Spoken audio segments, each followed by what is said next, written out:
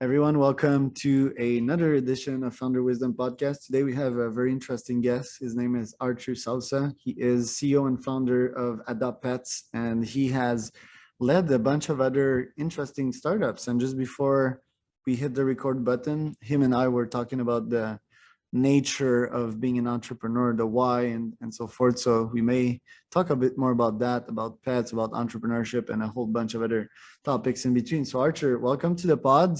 Can you tell us a bit more about yourself and Adopt Pets?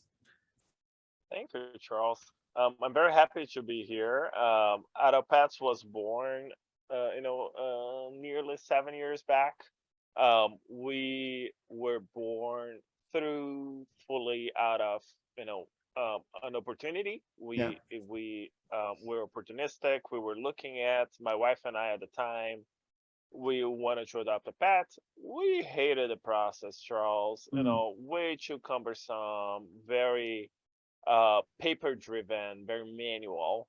okay. And we had an assumption back then. We were like, well, if we make this system, you Mhm. know, a little bit more automatic, a little bit more self driven, and a little bit more engaging, could we reduce the time that the animals spent at an animal shelter, therefore saving more lives by, optimizing the adoption process? And that was the Yeah. assumption back then. Nice. In fairness, there was a lot of wrong assumptions. At first, we thought we could solve that from the consumer standpoint. So we built an entire platform that was a B2C system, Yeah. helping the consumer navigate the adoption process until we realized that there was no solution on the consumer end if we didn't solve the inefficiencies on the shelter, end Okay. of the equation. Hmm. So we switched to a B2B approach. We became a B2C company at that point. So very much focused on first resolving the inefficiencies of a shelter organization, an animal shelter in that case, helping them to navigate the customer engagement factor of their organization. And then going into the consumer side of the equation and helping the consumer to find the pets that they were looking for, to find the new family members that would join their families. So that's kind of a you know snapshot of the journey thus far. No, it's very interesting. Thank you for sharing that process. And yeah, the adoption process. I mean, my little dog that I have here, we adopted her in Mexico, and I mean, she's been rescued off the street by a lady that did that in her free time, and we we got her, and that's it. You know, that was in Mexico. I guess in US and Canada, it's a bit different. I certainly know that here in Canada, the shelters they do euthanicize a lot of dogs. I'm not sure if the word I said it correctly, but yeah, they basically kill the dogs because no one wants to adopt them, or they are like aggressive and so forth. So have you succeeded in making the needle move when it comes to having pets adopted quicker? And also, I want to talk about the financial side of platform because it's a startup after all. So first, let's talk about the impact, because it's also a social startup. It's one of my favorite types of startup. How many lives have you saved? And what's tell us a bit more about the financials as well. So we are at a little bit in the past 2.5 years, a little bit over 300,000 animals in there. Okay. Wow. We're looking at about 1 million consumers going to our pages every month. Nice. As of 2022, it navigates depending on the season. Summer seasons in the U.S. usually have a higher attendance there, but the average is about 1.1 million people coming to the website every month, and the impact in itself is relative to what I think and to what the community might think in that perspective. We, one of the most important things for us at Adopets was to really resolve inefficiencies. That meant that, in a very quick example, one of the features of the systems that we developed is an automatic communication with potential adopters.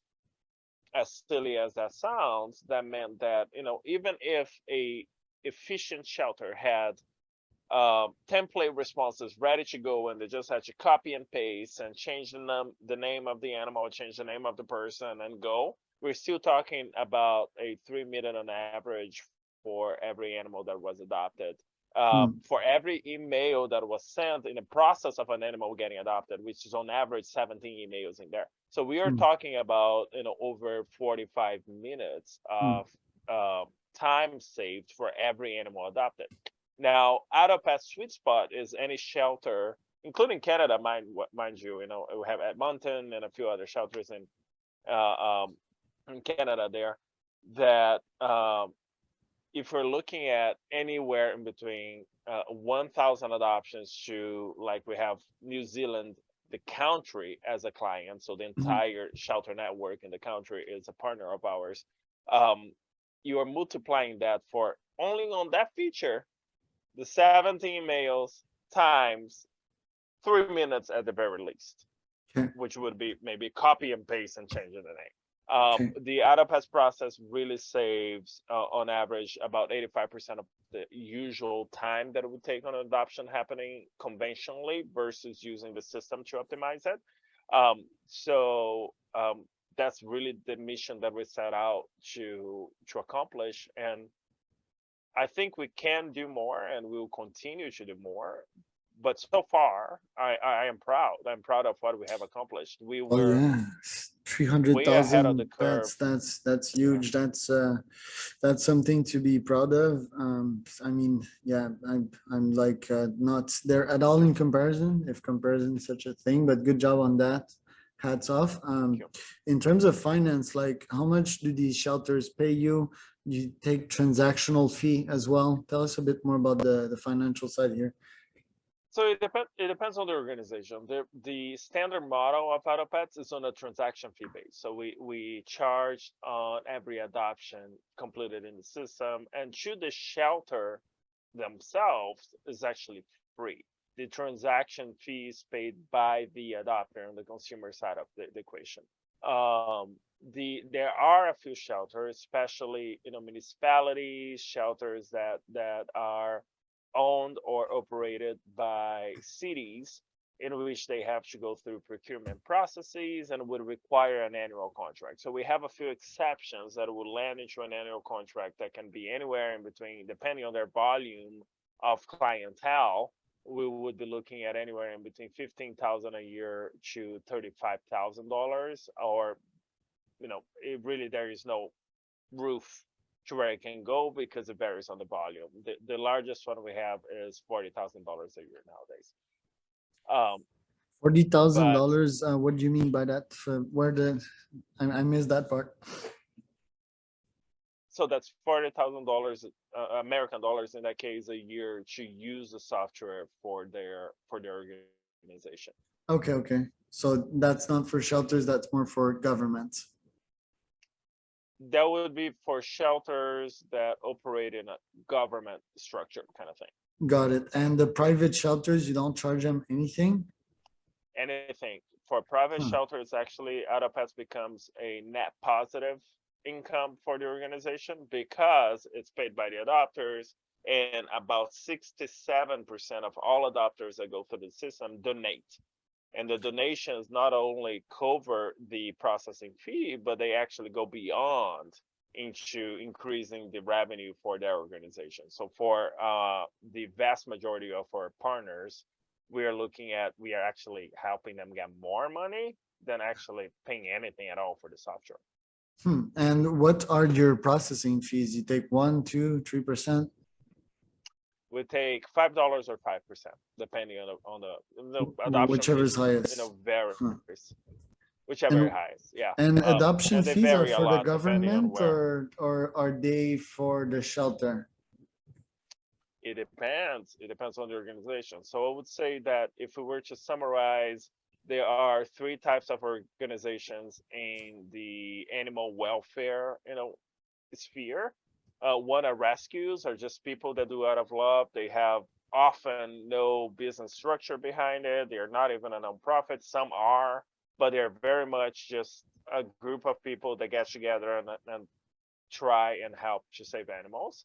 Got Then it. you have private shelters, which are private institutions. They're still in the nonprofit statuses around the world, but they are a little bit more organized than the rescues, which are the individuals getting together to do things. Usually, they are larger organizations. They have a larger volume, and they also have the freedom to make their choices from an operational, decision-making standpoint. And then you have the public shelters, which are usually run and owned by cities and municipalities around the world. You've always been in social entrepreneurship slash starting up social startups. So it's like, why have you always been that way? Why not like for profits and capitalist heavy type of business? Well, Charles, I don't know. I don't know. Because you know, like the My giving back thing to me came at least like after 3 4 years after I was in entrepreneurship game. Most of the time, I just advise people to start stuff up to free their time and also make money by themselves, you know, without having an employer, because that's the first motivation typically in entrepreneurship. Seems that you followed the other way around, that you started giving up early and giving doing charitable stuff, and then you kind of discovered entrepreneurship. Am I right saying that? you're precisely Huh. accurate on that. The I started working at first with nonprofits back in Brazil, and what led me to entrepreneurship, which at the time I didn't know was a thing. Right, we were talking about 18 years ago, give it or take. So I didn't know entrepreneurship was an actual thing. There was a methodology behind it. None of that. Mm, What I had learned at that point was that I hated the inefficiencies of a nonprofit. okay. So my very first business, which was acquired by a Japanese institution back in 2011, um, was a what we would call nowadays a social enterprise, but I didn't know that. What we were doing is that trying to create more efficiencies in the nonprofit world. I hated that our budget was always unpredictable. I hated that the work being done by nonprofits is usually so passion driven and so or sorely lacking of processes and operational procedures that would help them to actually achieve more in doing so. So that was merely the rationale back then. And after selling that business to Japan, I went to Tokyo for a little while, and when I was there, I was like, oh hell, there's a whole world about this thing, and I had no idea about it, right? And then I went on to get my master's in social entrepreneurship in San Francisco.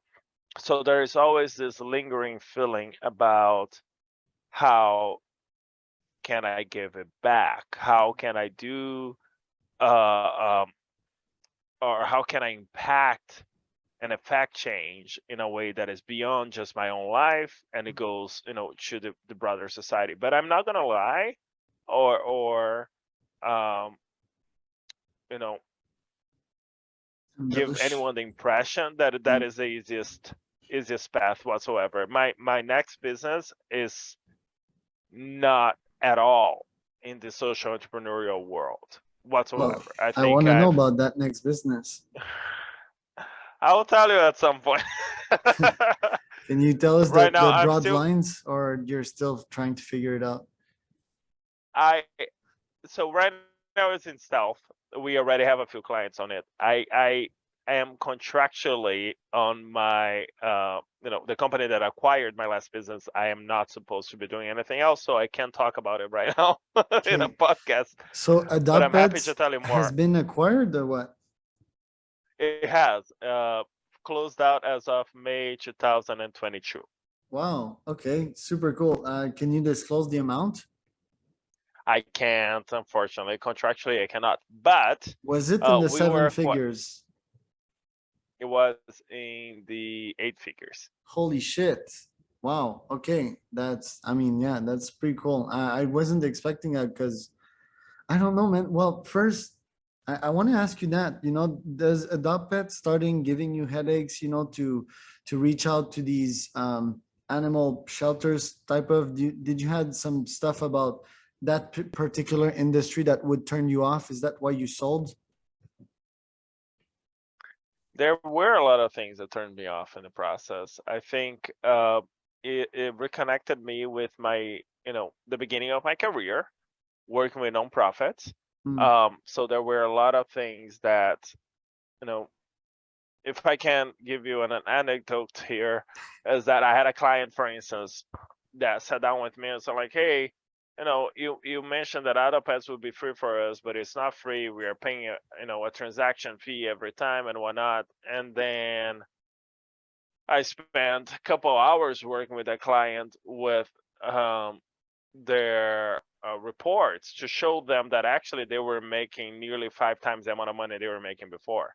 But the okay. perspective is usually so narrow that it's hard. It's a very deep operational change that has, which means that our onboarding is definitely a long, taxing process to Hmm. get people to not only change their processes, but understand the change behind the processes and what is it creating.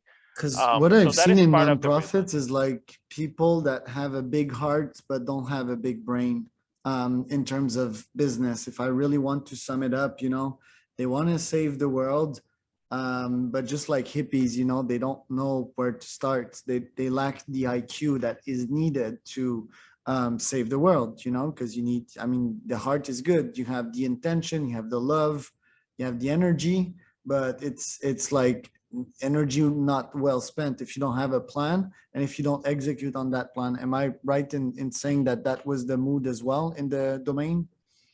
I think that's a fair assessment. I think usually the only difference in how I would define is that the IQ and the intent is there. What is not there is that this perception that a nonprofit is not a business. Mm. Therefore, I need to run it with the passion, not with efficiency. Yeah, yeah, yeah. Right. So these people, the vast majority of them do have the IQ and do have even the experience and the background to do that properly. But we have this ingrained perception that because it is a nonprofit, I'm doing because I can save a life. But what if with the same amount of resources, I could save 10 lives?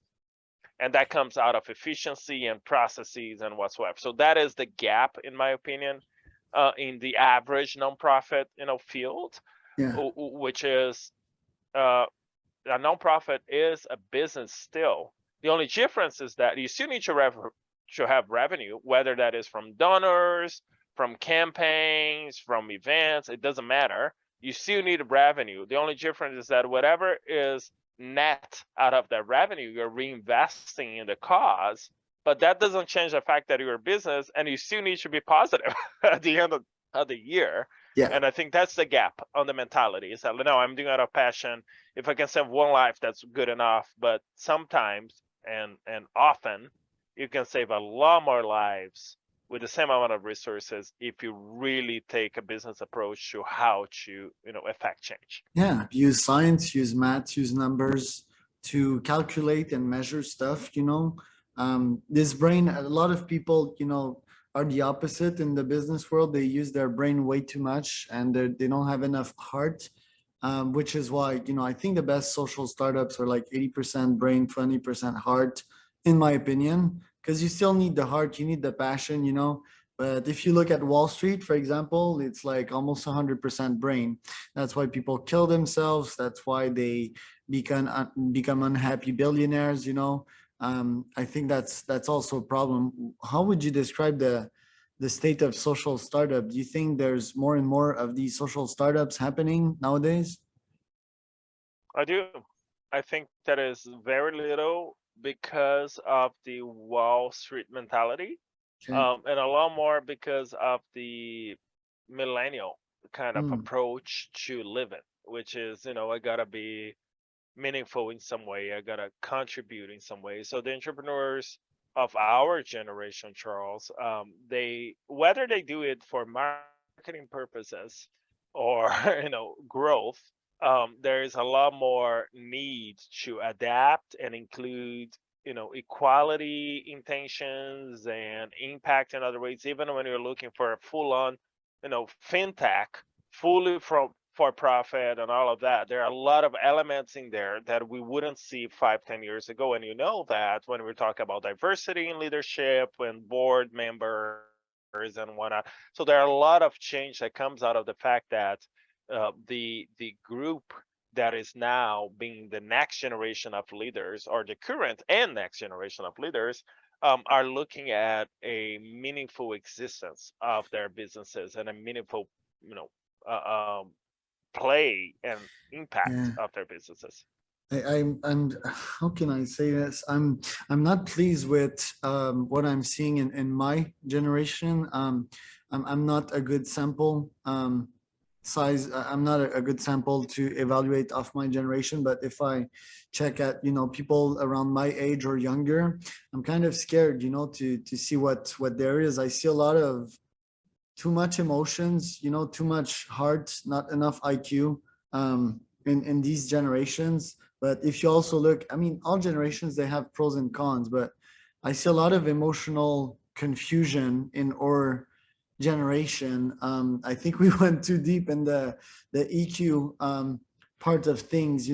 That's what I'm seeing. I'm not seeing efficiency.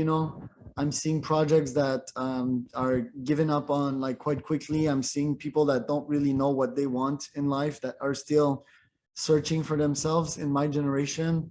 um, I'm seeing, yeah, like way more chaos than past generations. I mean, boomers, like they might be criticized saying that they got everything handy after the Second World War, for example, but they use numbers, they use science. The only thing with boomers is that they're too ingrained in their comfort zone. They found what was working for them and they kept on doing it. But the old generation, I think they wanted to rebel against that, and they're like, yeah, I'm gonna change purpose every day. So I agree. what do you I think don't about that, and disagree how with you can at we like all. meet, how can we meet in the middle? Disagree with you at all, Charles. I think that there's a psychological journey that we are witnessing here, where first we were way too much on the IQ side, right? The stability, the mathematical thought of I can pay The for my nine to existence, I five, can the take hourly care of the nine rate. to five, the stability, right? Yeah. And then we are over an overcorrection period right now. And the Hmm. overcorrection period is naturally characterized by the fact that we are going all the way on the other side, way too emotional, way too edgy and sensitive, to the changes that we are in there. History tells us that over time we have a balance in between that IQ and that EQ, and we found their core center in which we have a bit of both. Yeah. Right, we went from a very IQ place to a very EQ place right now, and then we should technically find their common ground over the next few years in here, and that does not only impact or relates to the business side of things, includes to the politics. We are completely polarized around the world, right? We have one side, the other side, and we should find. I used to tell this example of California, right? When we have Schwarzenegger as the governor of California, and was this completely Terminator. contrast in between. Oh yeah. So I like that example because California became that even the right side of the politics spectrum there became a lot more progressive compared to Hmm. what the state needs, compared to the rest of the country of the U.S. Right. Yeah. So I maybe I'm just way too optimistic in this perspective, but I would like to believe that our polarization leads to finding of common ground Yeah. because there are only two paths, and that includes business here. We either Yeah. polarize completely and we are completely emotional and completely IQ, or we find common ground. And in the Yeah. case of politics, we're talking about either a civil war or we find common ground. In the case of business, we're talking about just being all social businesses or actually being businesses with purposes. And you're hearing the dog in the background move and getting fed. That's my parents' dog though. It's not an adopted one. It's a cocker, black cocker. She's so funny. Um, you're totally right. I mean, and that's the laws of physics, right? It's in everything. It's kind of the J curve, if you want, or the hockey stick curve, however you want to picture that curve. But it's the storyline in movies. It's the climax and so forth. So yeah, we need that. We need to explore both extremes as humans. We need to reach the bottom. We need to reach the top. That's how we make sense of things. That's how we define kind of our boundaries as humans. Would you describe yourself as someone that's kind of extreme, or are you more moderated, or did you become moderated with time? I think I became moderated with time for sure. I think maturity brings us a different perspective and respect for the variations of opinions and perspectives in the whole spectrum of life and businesses. But I think, I don't know, it's always hard to talk about yourself, but I think I am an optimistic, kind of open person. I understand different perspectives, and I hope that I can make different people feel comfortable in their own skin in that Yeah, spectrum there. All I yeah, want is to do the best I can for the ones I love, and maybe, hopefully, leave a little trail behind me once I'm gone that I've done beautiful. something good. Yeah, beautiful. I call it enlightenment through business. You probably became a different person managing other humans, which is a wonderful and scary thing to do at the same time. I have two more questions Yeah. for you because we're also almost coming to an end. Both are geographical questions. So I want to just know about your time in San Francisco in the Silicon Valley. How was your experience there? Was it worth it? And that was in the 2014. Tell us a bit more about that. To me, it was a life-changing experience. There's a few different reasons for that. I mean, I was going through a divorce back then Okay. with my first wife, and, Yeah. and, and it was a transformation in the personal sense of my being. Yeah. It was transformational as well because it really helped me better understand the entrepreneurial universe, Yeah. which to me was fairly new at the time.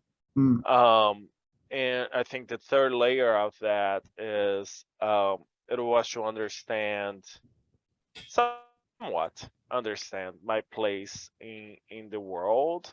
At that time, I got a job in Sweden. I left San Francisco, went to Stockholm for a while before quitting that job and coming back to the US. But it was, from an emotional perspective, it was a very transformational phase for me. oh, Professionally, it was a lot of experimenting. I'm not going to lie to you, Charles, as a Latino in the US.